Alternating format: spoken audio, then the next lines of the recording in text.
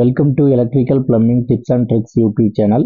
இந்த ஒரு வீடியோவில் நம்ம அவுட்டோரில் பார்த்தீங்கன்னா எஸ்கவேஷன் பண்ணும்போது 400 ஸ்கொயர் எம்எம் ஹெச்டி கேபிளை வந்து டேமேஜ் பண்ணிட்டோம். அதாவது அவுட்ரு ஷீட்டை வந்து நம்ம டேமேஜ் பண்ணிட்டோம். இதை எப்படி ரெக்டிஃபிகேஷன் பண்ணுறது அப்படின்ட்டு தான் இந்த வீடியோவில் பார்க்க போகிறோம்.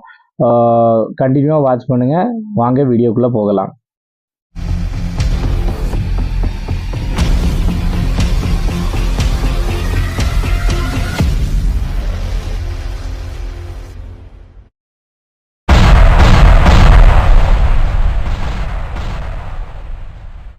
இந்த மாதிரி கேபிளோட அவுட்ரு ஷீட் வந்து டேமேஜ் ஆகிடுச்சுன்னா இதை வந்து ரெக்டிஃபிகேஷன் பண்ணுறதுக்கு நமக்கு பார்த்தீங்கன்னா heat shrinkable cable sheet repair kit வந்து வேணும். இதில் என்னென்னலாம் இருக்கும்னு பார்த்தீங்கன்னா, ஃபஸ்ட்டு ஒன்று பார்த்தீங்கன்னா ஒரு பீஸ் வந்து wrap around heat shrink tube with hot metal adhesive இருக்கும். இன்னொன்று பார்த்தீங்கன்னா ஒன் பீஸ் ஆஃப் சேனல் இருக்கும், அதாவது அதை லாக்கபிள் பண்ணுறதுக்கு சேனல் இருக்கும்.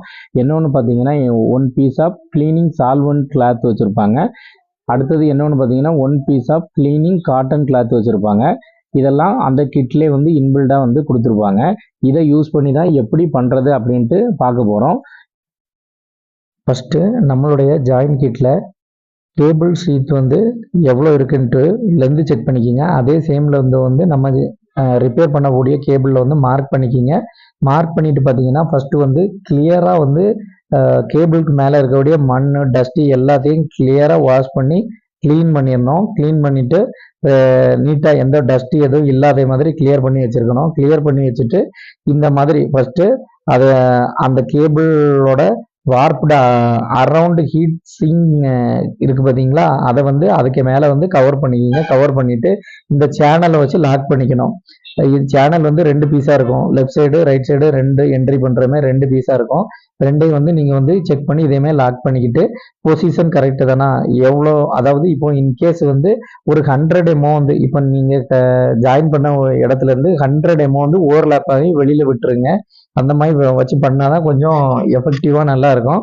வச்சுட்டு அதே மாதிரி அதுக்கப்புறம் பார்த்தீங்கன்னா இந்த மாதிரி ஹீட் கன்னை யூஸ் பண்ணிவிட்டு நீங்கள் வந்து ரெக்டிஃபிகேஷன் பண்ணிக்க முடியும்.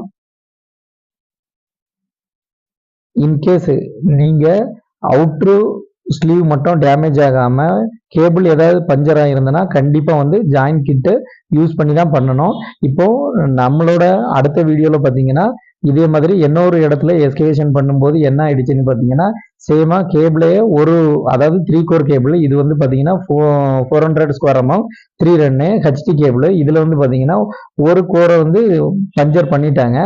அதை வந்து எப்படி ஜாயிண்ட் கிட் யூஸ் பண்ணிட்டு எப்படி பண்ணுறாங்க ஜாயின் பண்ணுறாங்க அப்படின்ட்டு டீட்டெயிலாக உங்களுக்கு அடுத்த வீடியோவில் வந்து நான் எக்ஸ்பிளைன் பண்ணுறேன். இந்த வீடியோவில் பார்த்தீங்கன்னா ஒன்லி வந்து அவுட்ரோ ஸ்லீத்தை வந்து எப்படி ரெக்டிஃபிகேஷன் பண்ணுறாங்க அதை மட்டும் தான் இந்த ஒரு வீடியோ. நெக்ஸ்ட் வீடியோவில் வந்து உள்ள கேபிளை வந்து ஃபெரல் யூஸ் பண்ணி எப்படி ஜாயின் பண்ணி எப்படி ப்ராப்பராக வந்து ஒரு ஜாயிண்ட் கிட் வந்து பண்ணுறாங்க அப்படின்ட்டு நம்ம வந்து அடுத்த வீடியோவில் வந்து டீட்டெயில்டாக பார்க்கலாம். இதில் முக்கியமாக நீங்கள் கவனிக்க வேண்டியது என்னென்னா 2 பீஸாக வந்து நீங்கள் வந்து ஜாயின் பண்ணும்போது பார்த்தீங்கன்னா ஒரு சேனல் வந்து அடுத்த சேனலுக்கு ஸ்ட்ரெயிட்டாக வராதமே பார்த்துக்கணும். இப்போ நம்ம வீடியோவில் இருக்குது பார்த்தீங்கன்னா அதே மாதிரி, அதாவது ஒரு சேனல் வந்து மேலே இருந்ததுன்னா அடுத்த பீஸ் போடும்போது அந்த சேனல் வந்து அதுக்கு ஈக்குவலாக வராமல் அதை ஓவர்லேப் ஆகிற மாதிரி இருக்கக்கூடாது. கொஞ்சம் பொசிஷனை வந்து சேஞ்ச் பண்ணி வச்சுக்கணும். ஒரே டைரெக்ஷன் வச்சிங்கன்னா இன்கேஸ் வந்து பார்த்தீங்கன்னா வாட்ரு ஏதாவது உள்ளே போகிறதுக்கு வாய்ப்பு இருக்கும். இப்போ நீங்கள் வந்து கொஞ்சம் பொசிஷனை வந்து ஷிஃப்ட் பண்ணி வச்சிங்கன்னா அந்த ஒரு இதோட சேனல் வந்து இதோட அவுட்ரு ஷீட் வந்து கவர் பண்ணிடும். அதனால் உள்ளே போகிறதுக்கு எந்த ஒரு பாசிபிலிட்டியும் இருக்காது. இந்த மாதிரி தான் ப்ராப்பராக வந்து நீங்கள் பண்ணிக்கணும். பண்ணும்போது அதே மாதிரி உள்ளே எதாவது மண் டஸ்ட்டுகளோ போகாமலும் பார்க்கணும். அதாவது மேக்ஸிமம் என்ன பண்ணுவாங்கன்னா மேலே யாராவது இன்னும் ஒர்க் பண்ணி பார்த்துட்டு இருக்கும்போது ஏதாவது மண்களை தள்ளி விட்டு அதுக்கு மேலே வந்து உளுந்து உள்ள கேப்பு ஏற்படுத்தாமல் பார்க்கணும். இப்போ நீங்கள் ஹீட் பண்ணும்போது பக்காவாக அதோட பாண்டிங் ஆகிடணும். அதான் மெல்ட் ஆகி பாண்டிங் ஆகணும். அதுக்குள்ளே வந்து டஸ்ட்டோ மண்ணோ இந்த மாதிரி ஏதாவது உள்ளே போய் ப்ராப்ளம் வந்துடக்கூடாது. இப்போது இன்கேஸ் அப்படி வந்துச்சுன்னா உள்ளே அண்டர் கிரவுண்ட் கேபிளில் அண்டர் கிரவுண்டு கேபிளுங்கும் போது பார்த்தீங்கன்னா வாட்ரு கொஞ்சம் கொஞ்சமாக உள்ளே போயிடுச்சுன்னா ஆர்மர் வந்து இந்த மாதிரி டேமேஜ் ஆகும். ஸோ இந்த மாதிரி ஜாயின் பண்ணும்போது பார்த்து ப்ராப்பராக பண்ணிக்கிங்க.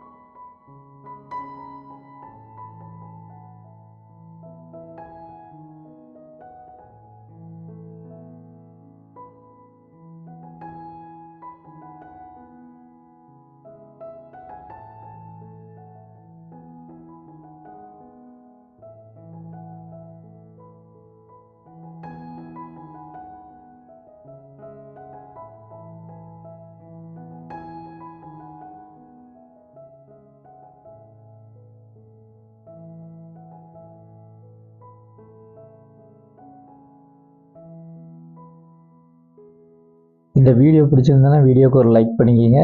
கண்டிப்பாக உங்கள் ஃப்ரெண்ட்ஸுகளுக்கும் ஷேர் பண்ணுங்கள். இது உங்களுக்கு இல்லாட்டாலும் மற்றவங்களுக்கு யாருக்காவது யூஸ்ஃபுல்லாக இருக்கும். தேங்க்ஸ் ஃபார் வாட்சிங் அண்ட் யுவர் சப்போர்ட்.